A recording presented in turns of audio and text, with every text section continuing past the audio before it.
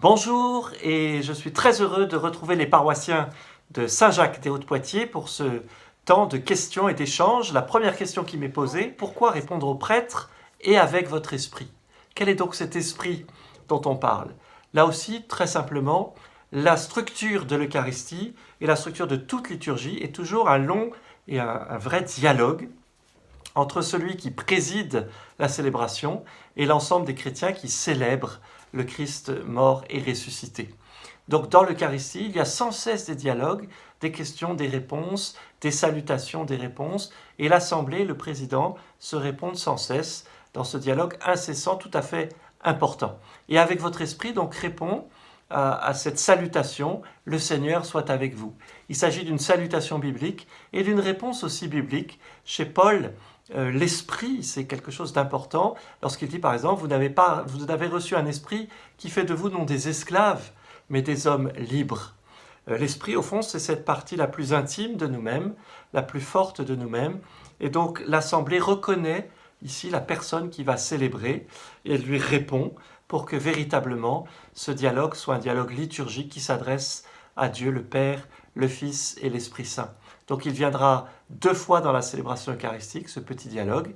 Il est tout à fait important pour signifier véritablement la liturgie, que chacun est acteur dans cette liturgie. L'esprit, c'est l'esprit du prêtre qui célèbre, mais c'est aussi l'esprit qui nous réunit tous ensemble et en Église. De même, élevons notre cœur, c'est cette expression, le cœur dans la Bible, c'est le lieu vraiment qui concentre toute l'activité humaine, toutes ses émotions, tout ce que l'homme est et tout ce qu'il apporte.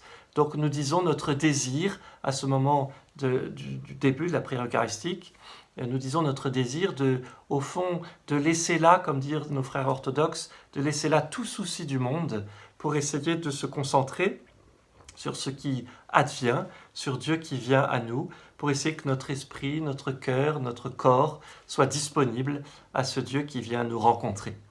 Et puis une dernière question, lorsque le prêtre sanctifie les offrandes, fait-il descendre l'Esprit Saint? Ce qui est certain, c'est que dans l'Eucharistie, c'est l'Esprit qui est le premier acteur. C'est lui qui nous réunit en communauté, c'est lui qui fait de ce pain et de ce vin le corps et le sang sacramentel du Christ. C'est pour ça que dans la prière eucharistique, il y a ce qu'on appelle 2 épiclèses, de ce mot grec qui veut justement désigner cette invocation de l'Esprit Saint. Nous invoquons l'Esprit Saint pour que ce ne soit pas une action simplement humaine qui soit menée, mais pour que lui-même fasse de nous l'Église, le corps du Christ, et qu'en communiant au corps et au sang du Christ, nous devenions ce que nous célébrons. Nous sommes le corps du Christ qui célèbre le corps du Christ pour que nous devenions les uns et les autres membres de ce corps du Christ.